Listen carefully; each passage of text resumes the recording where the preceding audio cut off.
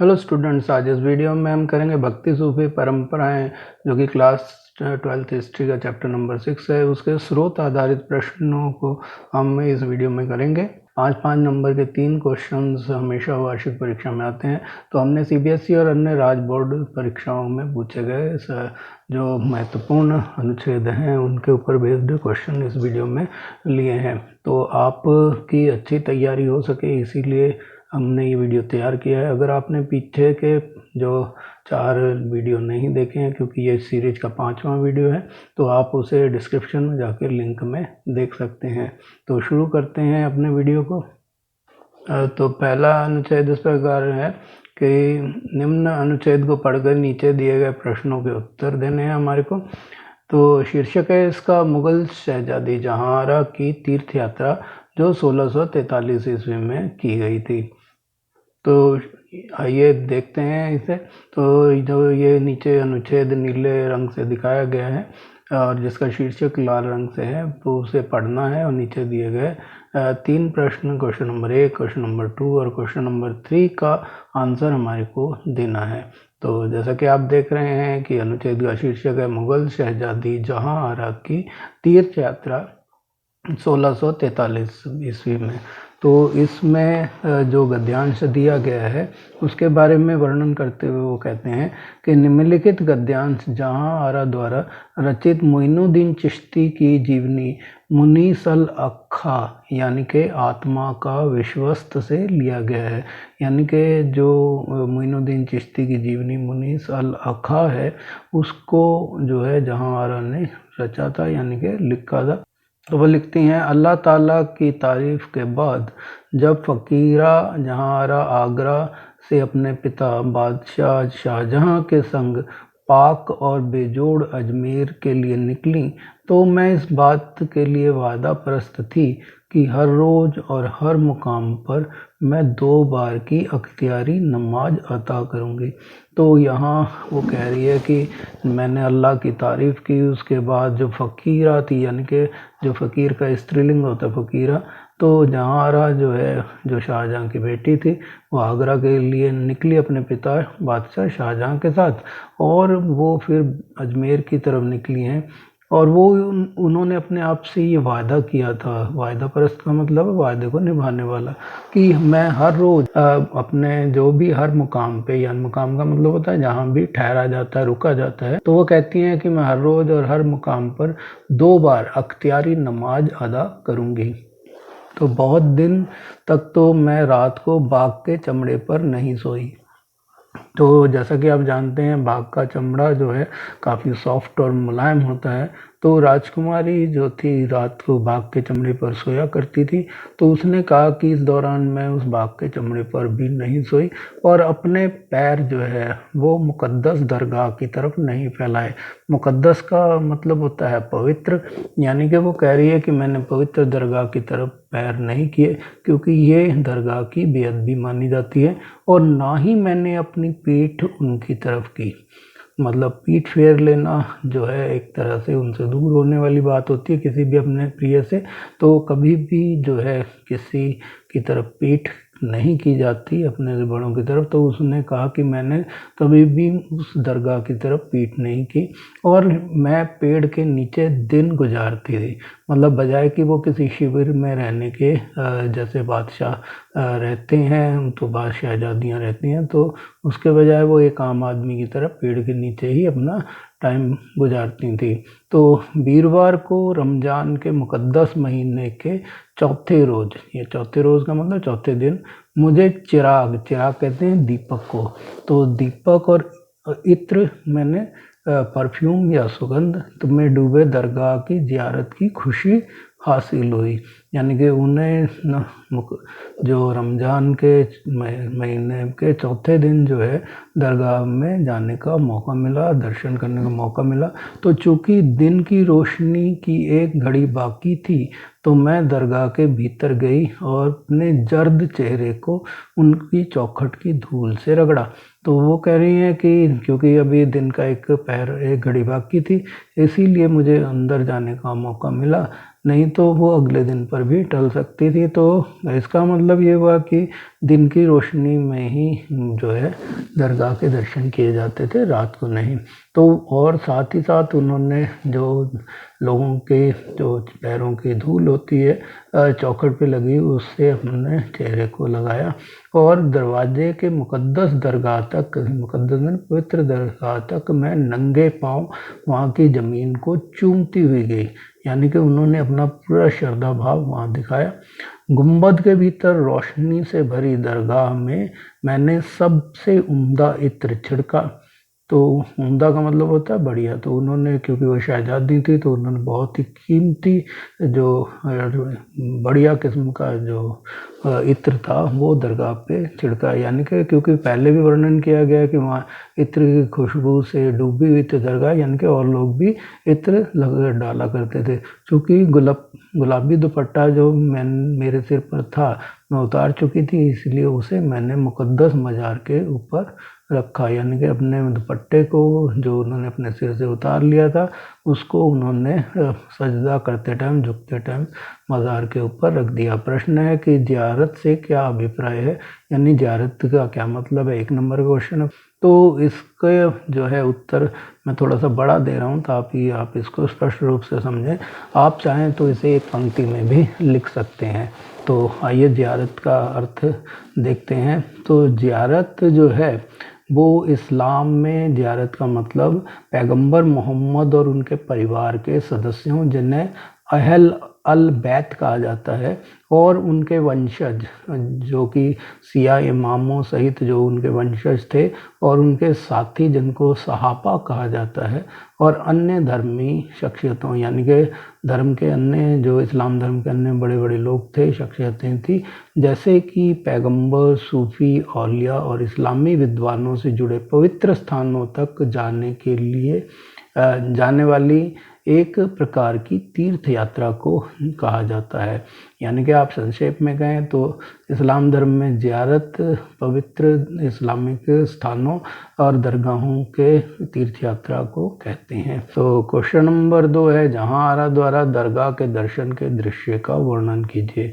तो यहाँ उन्होंने जो दरगाह में जाकर देखा अपनी यात्रा के दौरान, उसका वर्णन जो है हम यहाँ करने जा रहे हैं। तो उन्होंने दरगाह का बहुत ही खूबसूरत चित्रण, एकदम जीवंत चित्रण किया है। तो जहांरा के अनुसार अजमेर स्थित पवित्र दरगाह चिरागों की रोशनी और इत्र में डूबी थी। वहाँ दिन में ही ज़ियारत की जा सकती थी। ज़ियारत दरवाजे से दरगाह तक नंगे पाँव ज़मीन को चूमते हुए जाते थे। तो गुंबद के भीतर दरगाह रोशनी से भरी थी। ज़ियारत के लिए मज़ार के 7 फेरे लगाए जाते थे। इन सब बातों को हमने जो है जहांरा ने जैसा किया था, उन्होंने यात्रा दर्शन के दौरान मज़ार की उसी शब्दों को अपने शब्दों में लिखकर इसका आंसर इस प्रकार से सेटल किया है। तो क्वेश्चन नंबर 3 है, जहांरा ने यात्रा के दौरान किन नियमों का पालन किया। यानी कि जहांरा ने जो वादा परस्त थी, अपना वादा निभाने वाली थी, उन्होंने स्वयं से जो वादा किया था और उसको जिस प्रकार से उन्होंने यात्रा के दौरान निभाया, उन नियमों का हमें यहाँ पर होता। तो जहांरा ने यात्रा के दौरान निम्न नियमों का पालन किया। तो पहला ये था कि हर रोज़ और हर मुकाम पर 2 बार अख्तियारी नमाज अदा की, और दूसरा रात को बाघ के चमड़े पर नहीं सोई, और तीसरा जो था वो हमने देखा था कि वो कभी भी दरगाह की तरफ ना उसने पैर पसारे, ना ही पीठ करके सोई। तो उन्होंने उनसे एक तरफ पीठ की। तो इसको लिखेंगे कि अपने पैर मुकद्दस दरगाह की तरफ नहीं फैलाए और ना ही पीठ उसकी तरफ की। और चौथा और अंतिम जो नियम था वो उनका नियम ये था कि उन्होंने कभी भी शिविर में ना रुक के पेड़ के नीचे ही अपना दिन गुजारा था। तो इसको जो है चौथे कारण में लिखेंगे कि आराम करने के लिए शिविर की अपेक्षा पेड़ की छांव को चुना। तो दूसरा अनुच्छेद जो है इसको पढ़कर हमें नीचे दिए गए प्रश्नों के उत्तर देने हैं। तो जो उदाहरण है इसका कोई शीर्षक यहाँ नहीं दिया हुआ है। तो और ये जो उद्धरण है ये अमीर हसन सियाजी के हैं और उनके रचित ग्रंथ के हैं कि यह उद्धरण सूफी ग्रंथ से है जो शेख निजामुद्दीन औलिया ने खानकाह में 1313 ईस्वी में हुई थी। तो निजामुद्दीन औलिया की जो दरगाह है उनके जीते जी जो है वो दरगाह खानकाह कहलाती थी। तो ये 1313 की घटना है। और उस समय जो है ये वर्णन करते हुए कहते हैं कि मेरी यानी कि आमिर हसन सियाजी की अच्छी किस्मत थी कि मैं उनके यानी कि निजामुद्दीन औलिया के कदम चूम सका। तो उनके कदम चूमने जो है इस्लाम में पवित्र एक कार्य माना जाता है। जैसे चरण वंदना करना हिंदुओं में होता है, तो इसी तरह से ये कदम चूमना जो है या कदम बोशी करना इस्लाम में एक बुजुर्गों के प्रति आदर दिखाना होता है। तो इस समय एक स्थानीय शासक ने, जो वहाँ के लोकल शासक थे जिधर निजामुद्दीन औलिया की खानकाह थी, तो उन्होंने 2 बगीचे और बहुत सी ज़मीन का पट्टा शेख साहब को भेजा। तो साथ ही साथ उसकी रख रखाव के लिए कि बगीचे और खेतों के लिए जो ज़मीन दी गई थी उसके रख रखाव के लिए कुछ औजार और आवश्यक वस्तुएं भी भेजी। तो शासक ने यह भी साफ किया कि वह बगीचों और ज़मीन पर अपना हक कहते हैं। तो उन्होंने कहा कि अब तक जो मेरा हक था उसको मैं इनको प्रदान करता हूँ। तो इस ज़मीन खेत और बगीचे का मुझे क्या करना है, ये निजामुद्दीन औलिया जी कह रहे हैं कि इन ज़मीन खेत और बगीचों का मैं क्या करूँगा। हमारे पास कोई भी आध्यात्मिक गुरु ने इस तरह का काम नहीं किया। तो वो कह रहे हैं कि हमारे कोई भी जो आध्यात्मिक गुरु हुए हैं या सूफी संत हुए हैं, आज तक उन्होंने कभी भी इस तरह की भेंट स्वीकार नहीं की थी।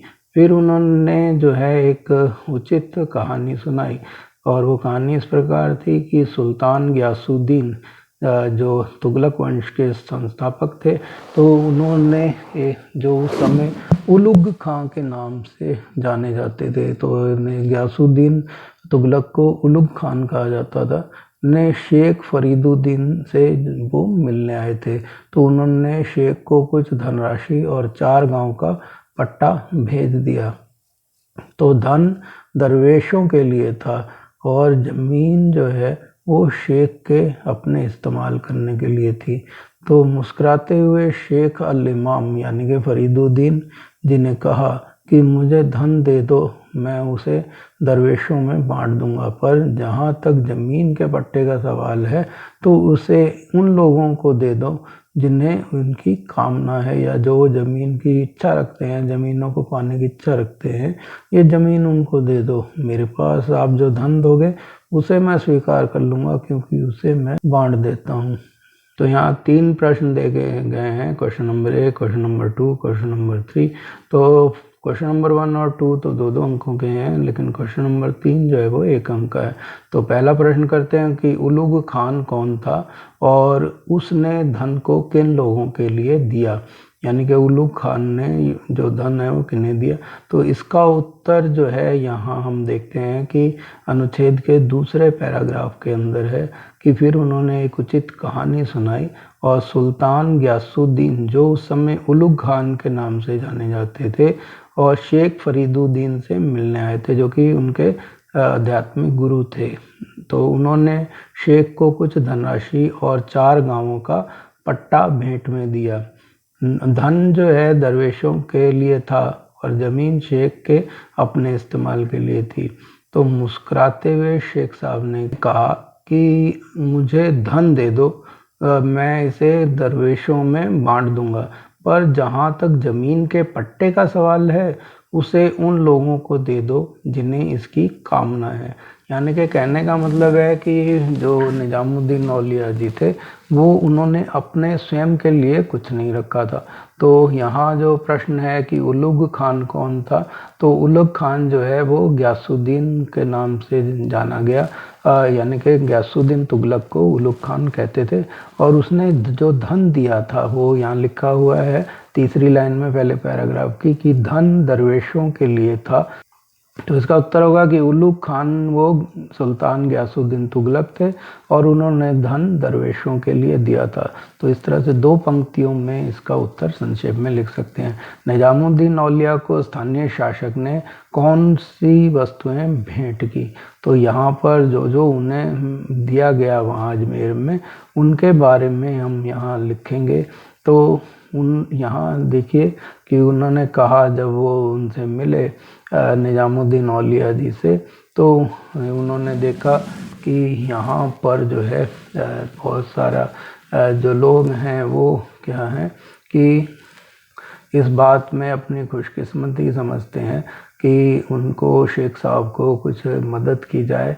तो उनमें बाग बगीचे और ज़मीन वगैरह देकर उनका जो है आदर सत्कार लोग करते थे, लेकिन शेख साहब ज़मीन वगैरह इस जो है वो अपने लिए बेकार समझकर सिर्फ जो है ज़मीन बगीचे छोड़कर, तो निजामुद्दीन औलिया जी ने जो है उनको, वहाँ के स्थानीय शासक ने 2 बगीचे और बहुत सी ज़मीन का पट्टा के साथ साथ उसके रखरखाव के लिए औजार और आवश्यक वस्तुएं भेजी थी।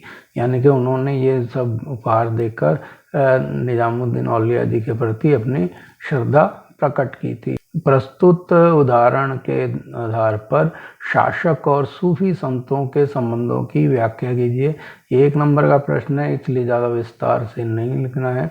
इसे संक्षेप में जो है हम जो है ये सूफी संतों का समाज में काफ़ी स्थान था और शासक वर्ग जो था, चाहे स्थानीय हो या आसपास का कोई भी अन्य राज्य हो, वो अपने हर संभव कोशिश करता था कि निजामुद्दीन जी को कुछ मदद कर सके। तो इसी प्रकार का कुछ उत्तर, क्योंकि 1 अंक का प्रश्न है, ज़्यादा विस्तार में नहीं जाएंगे।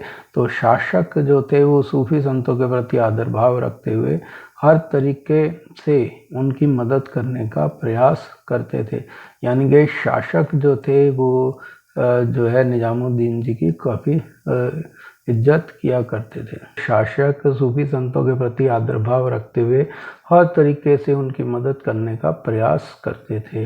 तो 1 अंक का प्रश्न है, इसलिए ज़्यादा विस्तार से इसका उत्तर नहीं लिखना है और 1 पंक्ति के अंदर ही उत्तर देने का प्रयास करना है।